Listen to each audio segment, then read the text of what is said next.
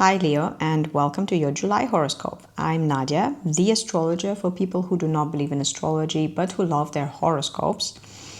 And, well, that's your July horoscope. I apologize for posting it so late. I was sick and I'm still a little bit sick. And also we have a heat wave. It's unbearably hot right now, so I may be a little bit slow and I hope you will forgive me. Anyway, let's start with Venus. Venus will start the month in Taurus. This is your area of career, business, all things official. And in Taurus, it will be catching up with Uranus. Uranus is the planet of independence, originality, freedom, and weirdness, and also something unexpected, revolutionary, futuristic. It's the planet of disruption. And Uranus was transiting Taurus, this area of career, for the past 7 years. During those 7 years, it was trying very hard to inspire you to make something original and outstanding of yourself in your official role. Maybe it had to do with breaking free from a very conventional career. Maybe it had to do with your reputation that was suffocating you, but it doesn't suffocate you anymore because after 7 years of Uranus, it shouldn't be. In any case, now Uranus is approaching the final days of its transit through this career-oriented, status-oriented area of your life, and Venus is catching up with it and will be working with it in the first days of July. So this is the time when your originality and your will to fight for the right to be original can finally be appreciated if it was not appreciated before. After that, on the 4th of July, Venus will enter the next sign, Gemini. Gemini rules your area of future, ideas about future, hopes about future, fears you have about future. And Venus there will be introducing you to some attractive ideas about what your future may be like. Or because Gemini also rules your area of social connections and networking, it may also, Venus, introduce you to some women that may be instrumental in coming up with new ideas about what your future may be like. And this second option I like more. Why? Because Uranus, this planet of originality and disruption, will also move into Gemini, in this your area of ideas about future, on the 7th of July. And it will spend another 7 years there, during which 7 years you will have to rework your ideas about the future that you may have and about what is possible for you in a way that would make your dreams and your ideas about future and your hopes about future and your ambitions for the future unconventional and original and belonging to you and only you. You will have to, in other words, separate the goals and the aspirations that you just accepted from the society, from the family, from your partner maybe, from your friends. Set them apart and find the wishes, the aspirations, the ambitions that are coming from you. And there inevitably is going to be a conflict between those. Not necessarily in July. The conflict part may wait a little bit, but eventually, in principle, one of the ways to make sure that what you wish for, what your ideas are, is really your own, is to see that it is different from what other people wish for you. It is different from what other people wish for themselves. As a result, those other people may be disappointed in you, may be angry, may think that you are stupid or silly or unpragmatic. And if you do everything the right way, this is how it's going to be. Some people will be upset, but this will be an indicator for you that if the thing that you want is not the thing that other people want, this is your wish. This wish belongs to you. This wish characterizes you. This is a part of who you are. And yes, to be able to pursue dreams that are very original, you would also need to know people who are just as weird as you. maybe your future colleagues, maybe people who have the same hobby, maybe people who have similar ideas or ideals or ideas about what they want future to be like. And so this is why I think that Venus should introduce you to some of those people. Maybe you don't even know yet that the thing exists that you, in a couple of months or, years or days, will be obsessed with, exists.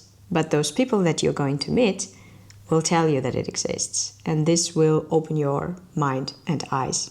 And this will amaze you. There are two planets that are most influential and important in 2025 and maybe 2026 as well. These are Saturn and Neptune in Aries. They are already there. You can return to the forecast for March to learn about what Neptune in Aries means for you, and to the forecast for May to learn what Saturn in Aries may mean for you.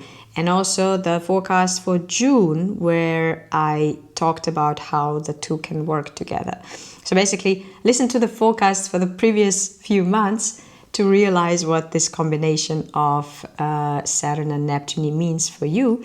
In short, these planets are demanding something extraordinary, difficult, but also inspired in the area of international relationships, culture, media, publishing, higher learning, everything international or exotic or meaningful, or that has something to do with expanding your horizons, travel as well. So if your work is connected to something international or media publishing or education, then it just probably means that you will have to work on a project that is difficult, maybe too difficult for some people, not for you. For you, it will be just difficult enough. You will have every right to complain about how difficult it is, but you will have to do it. And what is special about those planets in July is that both of them turn retrograde. Neptune turns retrograde on the 5th, and then Saturn turns retrograde on the 13th. And as they turn retrograde, you're not supposed to expect any problems or unexpected glitches or whatever. The retrogrades of those slow-moving planets are kind of like first they move forward and you explore a new territory, or you see something, or something is made known to you, or you face a problem, a limitation, or you are given a task, anything. And then they move backwards and you have the opportunity to regroup, maybe relax a little bit before you invest a lot into it, recuperate, gather the resources that you were missing. And so once they turn retrograde, you may feel, maybe not immediately, but by the end of the month probably, that the demands, the pressure that those planets were making on you in this area of your life, media, publishing, education, all things international, culture, whatever, is lifting. Not miraculously, like you don't need to do anything anymore, but it's at least not making you panic or want to hide under a blanket. So don't drop this project, idea, task, problem. Don't make a decision that, okay, I'm not going to do this. You will have to do this. You will have to deal with this. But take a break, gather resources, regroup, prepare for the next attempt to tackle this problem in 2026. Then there's going to be a full moon in Capricorn on the 10th of July. This heat is killing me. And that one will help you see how things are doing in the area of your life that has to do with your day-to-day life, with the actual labor that you do on a regular basis, on a daily basis, with how you take care of your health. It's amazing for a health check, by the way. If you haven't had a medical checkup for a while, then the days surrounding the 10th of July would be perfect for that. But also examine your routines, examine your schedule what works for you, what doesn't work for you, which habits you have that work for you, which habits you have that maybe you want to get rid of. Maybe you had some goals that you set for yourself at the beginning of the year or at the end of 2024 with the new moon in Capricorn. Maybe it was a part of your New Year's resolution that has to do with your daily life, with your routines, with what you do on a daily basis, with your habits. Did you do that? If not, you still have a chance. You still have half a year. So it's like a checkpoint for how you're doing in your daily life and whether you need to course correct. Now to the important bit. There will be a new moon in your sign this month on the 24th. I will be talking about it soon. But first, let's deal with Mercury. Because Mercury is already in your sign since the end of June. And it's slowing down. Why is it slowing down? Because it's going to go retrograde on the 18th of July. So you will experience Mercury retrograde in your sign, which is the time to rethink who I am. What am I telling other people about myself? How do I present myself? What is my message? What is my elevator speech? What are the topics that people know I am serious about or that I'm interested in? Am I using my voice the way I want to be using my voice? Also, paperwork. If some of your documents, IDs, are not up to date, well, take care of that. The month when Mercury is retrograde in your sign is the perfect time to do that. During Mercury retrograde, misunderstandings happen more often than usual, they say. So when you're talking to someone and you feel that they are saying something that makes you angry or upset with them, double check. There may be a misunderstanding. And also, other people may misunderstand you. So if they're getting angry, then also double check. How did they understand you? What do they think you want? Doubt things. Ask people things. Don't rush to conclusions. And now to the new moon.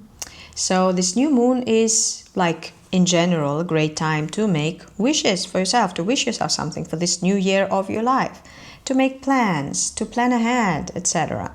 But this new moon is special. So plans, aspirations, goals, that's great, do that.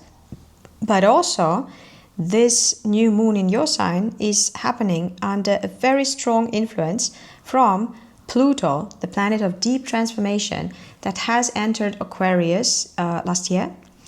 And Aquarius rules your area of important partnerships. So thinking about what's happening in your relationships, in the important relationships in your life, may be very useful and very informative. And maybe this focus on relationships will help you set the goals for the next year of your life that will actually make sense and that will lead to growth and development. Now, another important thing for this new moon is that while it is happening, Jupiter, the planet of luck and abundance and optimism, will be hiding from you a little bit in Cancer. It will only reach your sign next summer, so July 2026. And that means that the plans you make for the next year, for the next 12 months, the goals you set for yourself, they shouldn't be too grandiose. It's kind of like a preparation or a transformation or a liminal process, something that helps you switch from the previous stage and prepare for the new stage. And they may seem like it's not much. Maybe you don't want to share it too much. Maybe they don't stroke your ego as much as maybe some of your previous plans did. And that's okay, because next year, for your birthday in the summer of 2026, you will be making grandiose plans and Jupiter will be on your side and you will be heading towards explosive growth phase in your life. And you're not quite ready for it yet. So the plans you will be making for the next 12 years in your life, treat them as the things I want to do to prepare for the explosive phase of growth in 2026-2027. And then at the very end of month, Venus will enter Cancer, at which point it will only be available to you in extremely private settings, when you are with yourself or with your absolutely closest people, one person, two persons, people with whom you don't need to wear your social face, or in some secret activity. Venus in Cancer will also be able to help you, or in your imagination or the creative work that you engage in secretly. But I will be talking about this in the August forecasts, because this is where Venus will be working together with Jupiter there. So anyway, I wish you an amazing July. Do not ask too much of yourself, except in the area of higher learning and media and publishing and culture and all of that. But even there, cut yourself some slack. You will have the opportunity to take it on for real in 2026. Talk to women you like or beautiful people you like, and collect ideas about future that intrigue you. You don't even have to imagine this as your personal future. Just play around with ideas of what is possible in the future, like in general, in principle. And see you in the next videos.